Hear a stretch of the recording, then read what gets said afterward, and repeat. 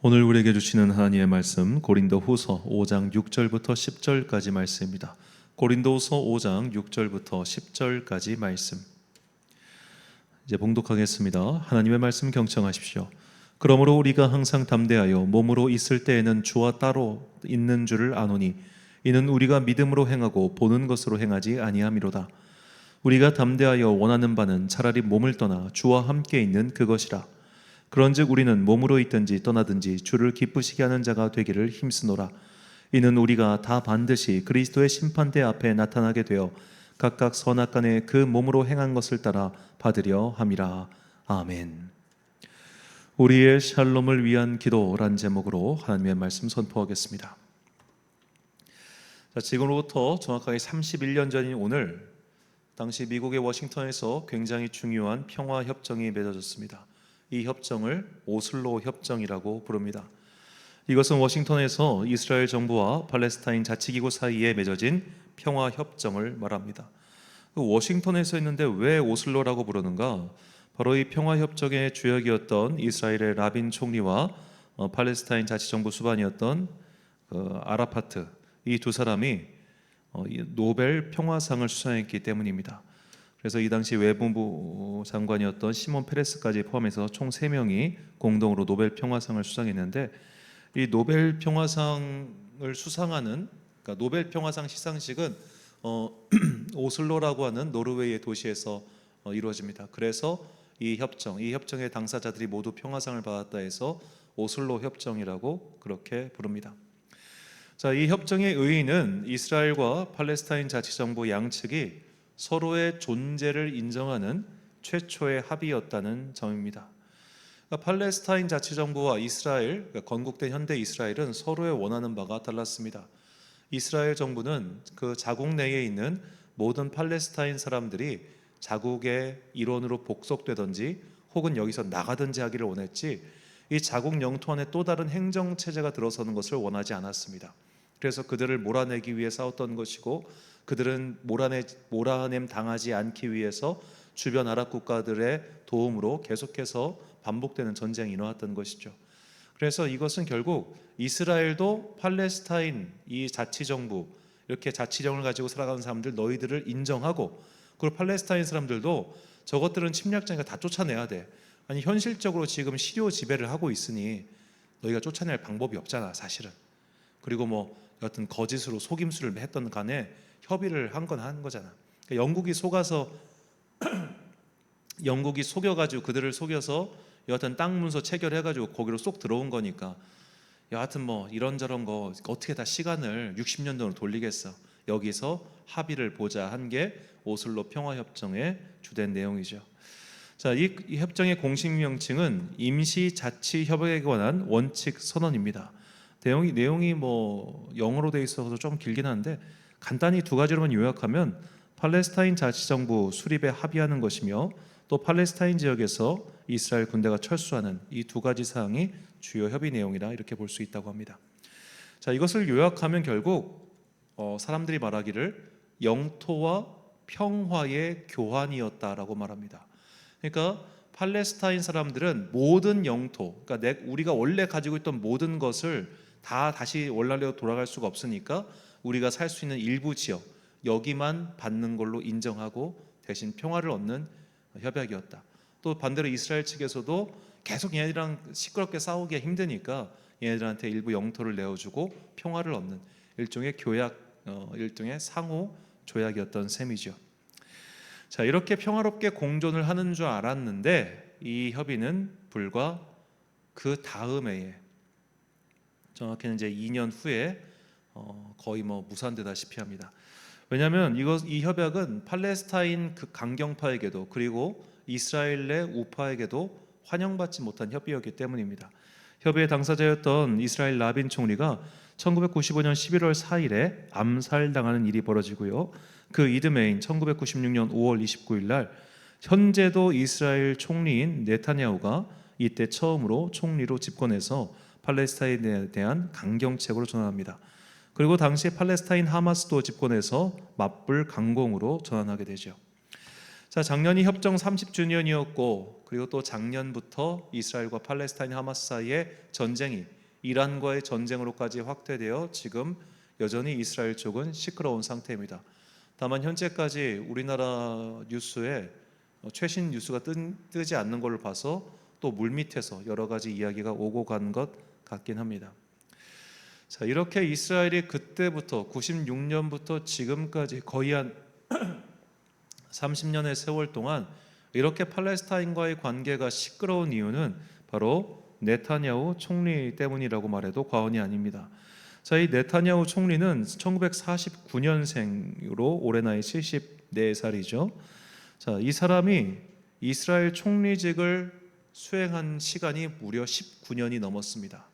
현대 이스라엘 건국 후 초대 총리보다 더 많이 집권한 그야말로 장기 집권자입니다. 이 사람이 처음 집권할 때부터 그리고 지금까지 정치적으로 궁색에 몰릴 때마다 어떤 식을 쳤냐면 강경한 친이스라엘 정책, 그러니까 이스라엘 구구파적인 정책을 취함으로써 소수의 열렬 지지자들과 그리고 기타 세력이 연합하는 연합 정권을 이뤄서 그때마다 계속해서 선거를 이겨왔기 때문에 지금까지 장기 집권을 하고 있는 거예요. 이걸 바꿔 말하자면 그가 이 전쟁을 포기하고 유화책 혹은 평화책에 사인을 하는 순간 그는 가장 강력한 지지층을 잃게 될 것이고 그러면 그는 총리직에서 내려와야겠죠. 그리고 많은 사람들이 예측하기를 그가 총리직에서 내려오는 순간 그는 아마도 감옥으로 가게 될 것이다 라고 말합니다. 왜냐하면 너무나 걸려있는 소송들이 많기 때문이죠. 자, 이 오슬로 협정 이후 그 짧은 평화의 시간, 이 시간을 생각해 보면 우리는 평화의 본질이 무엇인지를 알 수 있습니다. 평화란 무엇일까요? 한쪽이 완전히 만족하게 되면 평화가 이루어지는 겁니까?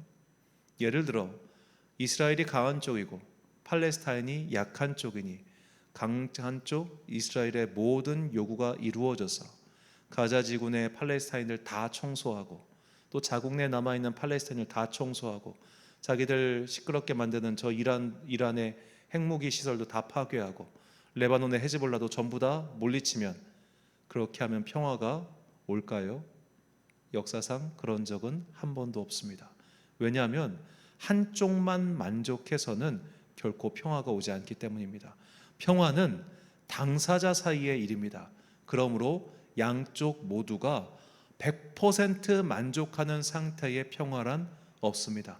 서로 주고 받아야만, 그렇게 상호 간에 정산과 계산이 있어야만 그 뒤에 오는 것이 평화라는 거죠. 죄송합니다. 오늘 목 상태 별로 안 좋네요. 자, 이 평화에 대한 이 개념이 바로 히브리어 샬롬 속에 들어가 있습니다. 자, 샬롬이란 빚을 다 갚은 상태를 뜻합니다. 우리가 정말 많이 사용하는 단어죠. 자, 채무를 청산했다, 채무를 다 정산했다는 것은 채무자와 채권자 사이에 일이 마무리되었다는 것이죠.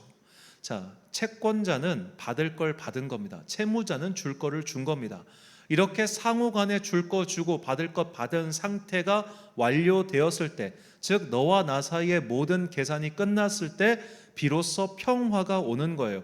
평화는 그저 내 마음 속에 있는 나만 혼자 누리는 이 심리적 상태가 아니라는 겁니다. 적어도 성경이 말하는 평화란 그래요.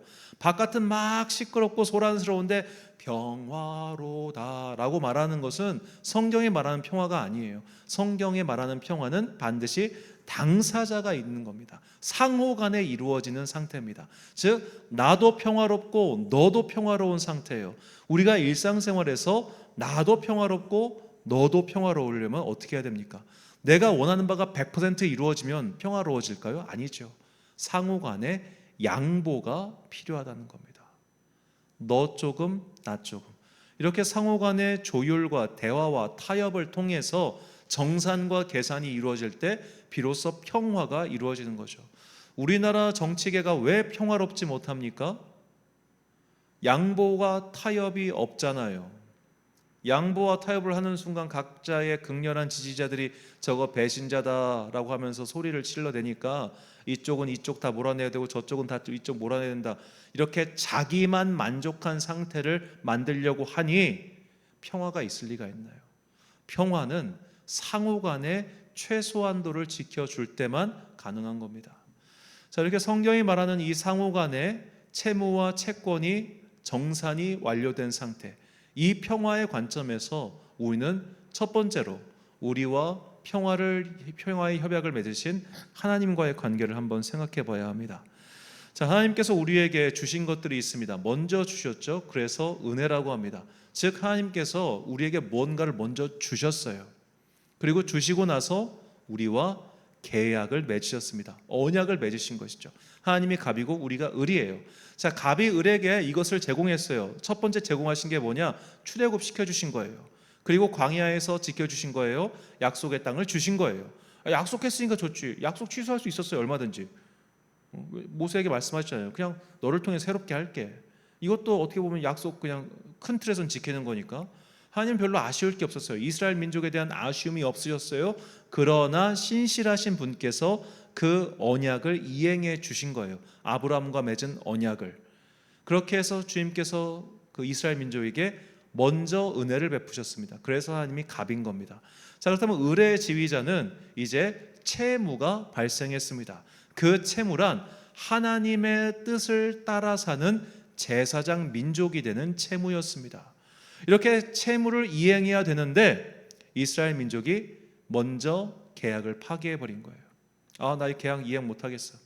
그래서 채무 불이행 상태가 돼가지고 하나님께서 그들에게 파산 선고를 하신 겁니다. 너 채무 불이행 상태야? 오케이, 내가 너 파산 해가지고 그들이 북이스라엘은 아수르에게, 남유다는 바벨론에게 멸망하는 것이죠. 채무 불이행에서 파산한 겁니다. 자, 하나님께서는 그 다음에 이제 정산이 끝났잖아요. 채무 불이행을 했어요. 그래서 계약이 파기됐어요. 정산이 끝난 겁니다. 그들의 계약은 파기라는 형태로 정산이 끝났어요. 이제 그들과 함께 주님께서는 새로운 샬롬의 언약을 맺으시는 거죠. 예레미야 31장 31절부터 33절까지 말씀입니다. 여호와의 말씀이니라. 보라, 날이 이르리니 내가 이스라엘 집과 유다 집에 새 언약을 맺으리라.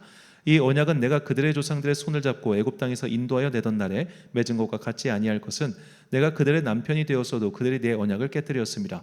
여호와의 말씀이니라. 그러나 그날 후에 내가 이스라엘 집과 맺을 언약은 이러하니 곧 내가 나의 법을 그들 속에 두며 그들의 마음에 기록하여 나는 그들의 하나님이 되고 그들은 내 백성이 될 것이라. 여호와의 말씀이니라. 아멘.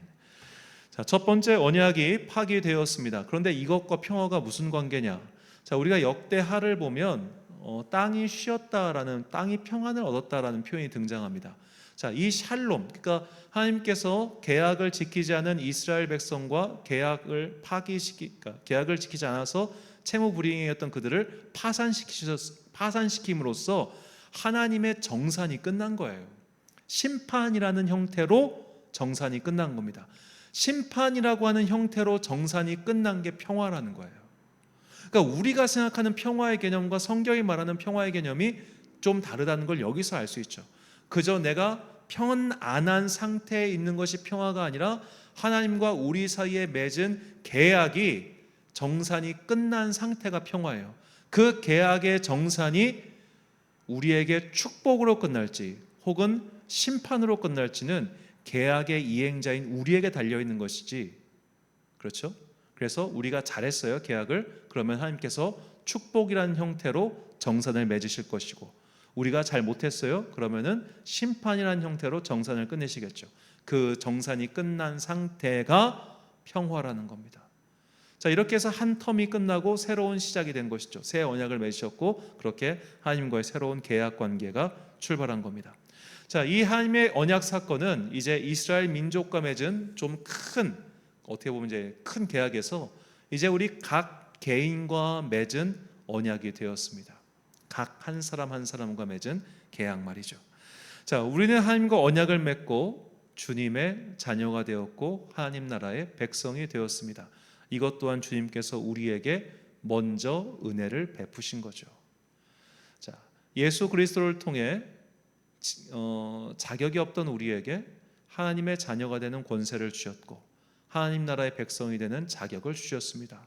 이제 하나님의 자녀 그리고 하나님 나라의 백성이 되었으니 그 나라의 법도에 따라 살면 되는 거예요.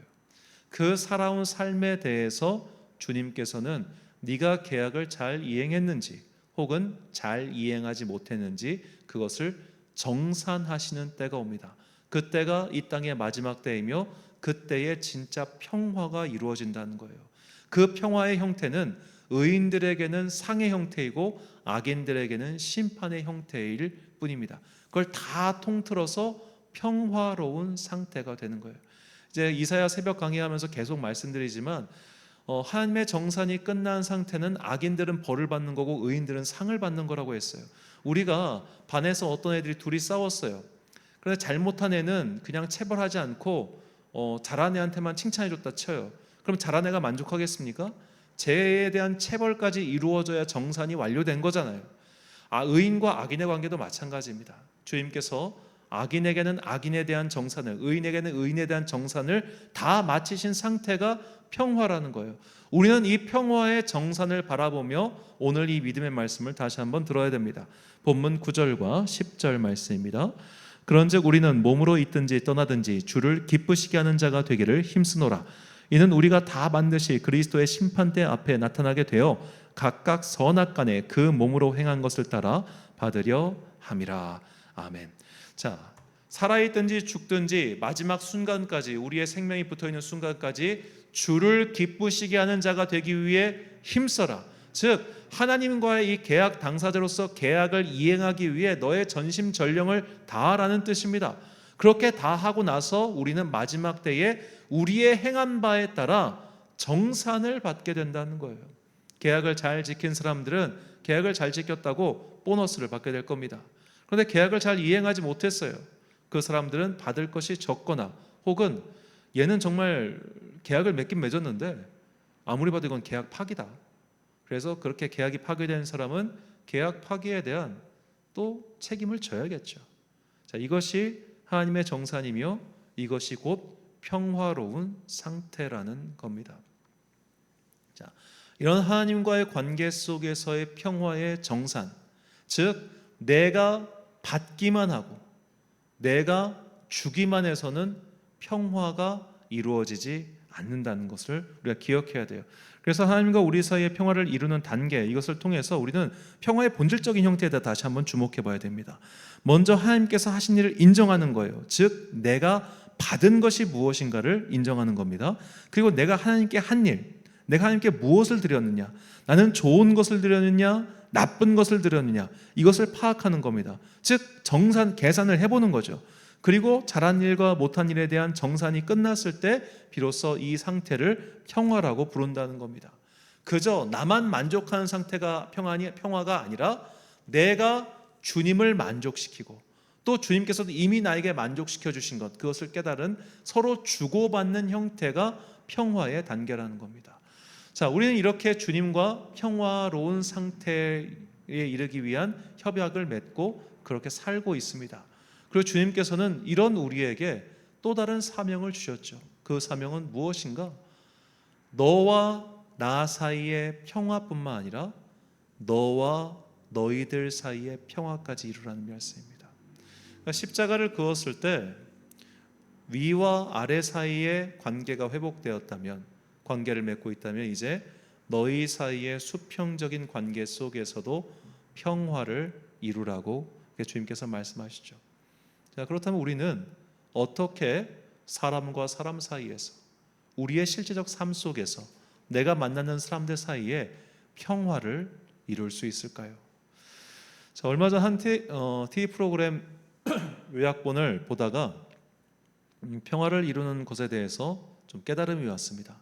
이혼 숙녀 캠프라고 하는 어떤 프로그램이 있는데, 자, 이 프로그램에 이제 실제로 부부들이 등장해가지고 서로의 상황을 이제 관찰 카메라로 보여준 다음에 이제 가상 법정이 열려요. 그 법정에 이제 함께 참여한 사람은 실제 변호사들입니다. 실제 변호사가 부인 편, 남편 편 이렇게 서가지고 각자의 남편의 주장, 아내의 주장에 대해서 각각 변론을 해주고 이혼 조정을 할 경우 이혼 조정에 따른 여러 가지 것들을 법률적 조언을 해주는 겁니다. 자, 이 과정을 보여준 한 가정이 있었는데, 처음에 이 부인이 남편에게 내가 너보다 훨씬 더 고생 많이 했고 너보다 내가 진짜 우리 가정의 모든 것들은 다 내가 희생했기 때문이야. 그러니까 너는 한 푼도 못 가져가고 내가 다 가져가야 돼. 이런 식으로 계속 주장을 합니다. 그러자 심지어 이 부인분의 변호사와 남편 측 변호사가 약간 설득을 해요. 이러면서 서로 이혼에 대한 재산 조정 과정이 펼쳐집니다. 이 재산을 조정하는 과정 속에서 이게 되게 뭐 말로 설명은 좀 어렵고 실제로 보시면 재밌는데, 어떤 일이 벌어지냐면 아내는 남편이 그동안 한 일을 인정하게 돼요. 그 이혼 조정 과정 속에서. 그러니까 이 부분은 텔레비를 보시면 아시는데 실제로 이혼할 생각은 없고 이 프로그램 속에서 어떤 그런 역할을 좀 부여받은 것 같아요. 그래서 우리가 만약 지금 이혼할 경우 어떻게 될 것인가, 이거에 대한 가상적인 재판이었는데, 자, 이렇게 이 과정이 진행되면서 아내는 남편이 그동안 이 집안을 위해서 한 일을 깨닫게 되고, 남편도 아내가 비록 직접 돈을 벌어오진 않았지만 이렇게 아내가 이런 일을 함을 통해서 우리 집안의 경제가 나아졌고 아내가 한 몫은 이 정도의 경제적 효용성 혹은 경제적 가치가 있다는 것, 이걸 깨닫게 되는 거예요. 그래서 양쪽 간에 금액적 조정이 이루어지는 걸 제가 봤습니다. 그러니까 보통 우리가 야, 가사노동, 야 당신 집에서 한 게 뭐 있어, 내가 밖에 돈 다 벌어왔지, 이런 말들 남자들이 하잖아요. 그런데 이것을 변호사가 얘기를 하는 거예요. 아내의 가사노동은 이 정도의 경제적 가치가 있으며 그렇기 때문에 당신은 이 정도의 양육비를 지급해야 된다. 뭐 이 경우에는 케이스는 반대였지만, 자, 이런 조정 과정을 통해서 서로가 서로의 한 일을 인정하게 되는 겁니다. 이때 이 두 사이에 비록 시작이었지만 평화의 첫걸음이 이루어지더군요. 자, 이것을 통해서 우리는 공동체 사이에서 혹은 가족 사이에서 누군가의 사이에서 평화를 이루는 방법을 발견할 수 있습니다. 그가 한 일을 인정해 주는 겁니다. 그가 나에게 좋은 일을 한 것도 있고 나쁜 일을 한 것도 있을 겁니다. 그에게 좋은 기분도 있을 수도 있고 섭섭한 마음이 있을 수도 있습니다. 그런 것을 잘 면밀하게 따져보는 거예요. 정산을 해보는 거예요. 그래서 내가 받은 게 있다면 나도 그에게 주는 것이고, 혹은 그가 나에게 받을 것이, 내가 그에게 받을 것이 있다면 그것을 요구하는 과정이 필요한 것이죠. 그래서 실제로 이 가족 간의 집단 상담을 할 때 결국에 마지막 단계가 뭐냐면은 서로의 속내를 이야기하는 겁니다. 나 그때 이거 섭섭했어, 당신 나한테 이 말 해줘. 이런 식으로 서로의 이야기를 할 때 비로소 그 가정 안에 평화가 이루어지는 거죠. 어느 일방의 요구가 완전히 관철될 때 평화가 이루어지지 않습니다. 이것은 연애에서도 흔히 볼 수 있습니다. 만약에 연애를 할 때 어느 한쪽이 모든 데이트 비용을 분담하고 모든 것을 양보하고 모든 것을 희생하면은 그 두 사람의 관계를 과연 건강한 관계라고 말할까요? 그 누구도 그 관계를 건강하다 이야기하지 않고 실제로 그런 관계는 오래 가지도 못합니다. 그러니까 가정이 되었던 공동체가 되었던 어느 집단이든 함께 평화롭기 위해서는 서로가 서로의 이야기 속에서 요구사항을 듣고 요구사항을 말하는 것이 반드시 필요합니다. 그것이 없이는 이 집단은 결국 모래성 위에 쌓은 집에 불과하게 되는 겁니다. 이제 추석 명절이 다가오죠. 추석 명절이 기쁜 사람도 있겠지만 별로 추석 명절이 기쁘지 않은 사람도 있습니다. 왜냐하면 해결되지 않았기 때문이에요. 정산이 안 끝났습니다. 나는 그에게 요구할 게 남아 있습니다. 그런 상태에서는 그 공동체 안에는 평화가 없어요. 긴장감만 있을 뿐이죠. 왜? 한쪽만 만족한 상태니까.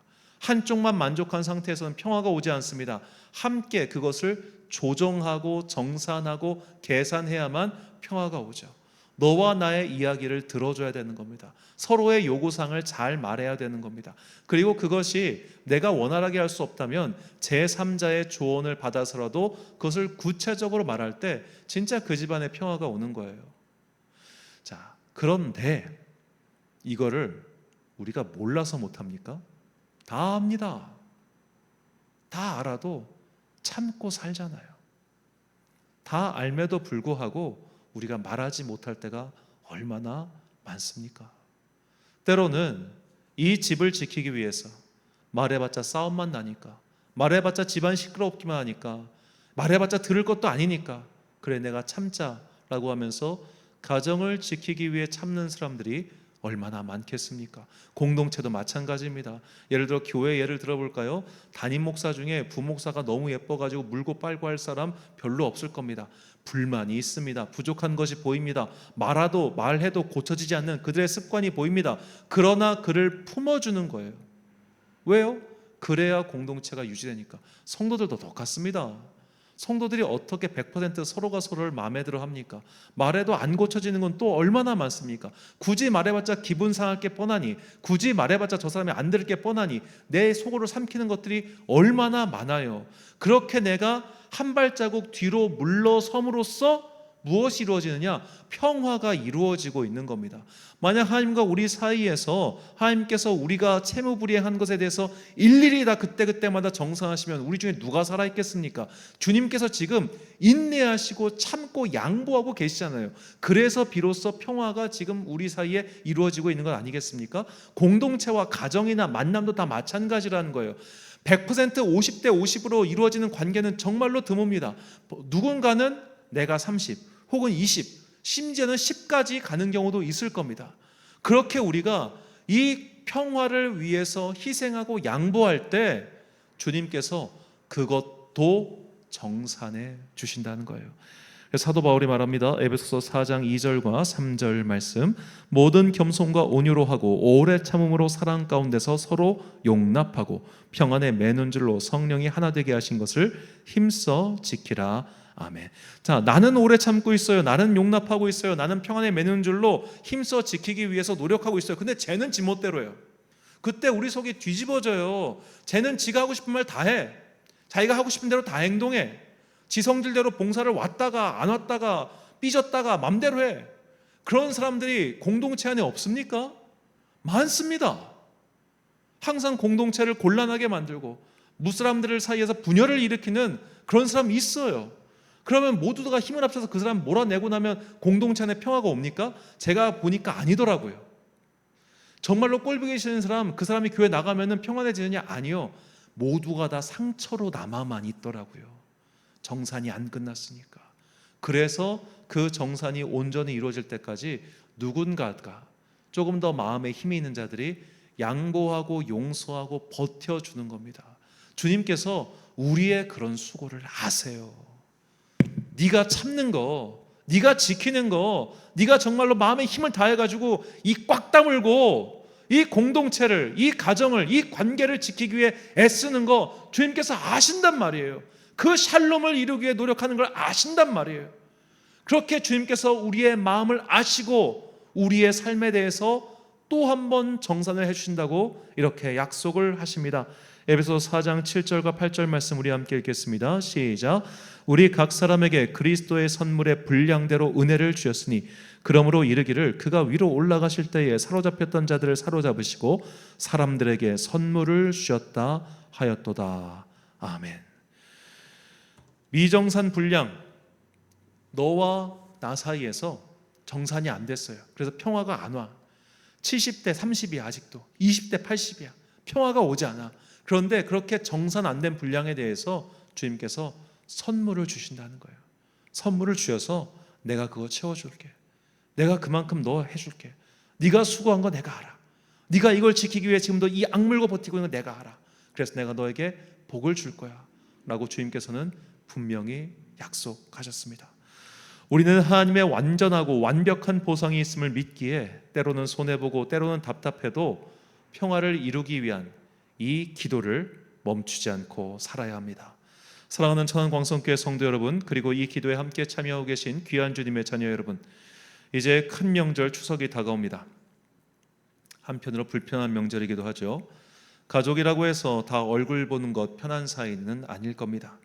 가족이기 때문에 오랜 세월 말하지 못한 그런 답답한 일들이 얼마나 많겠습니까?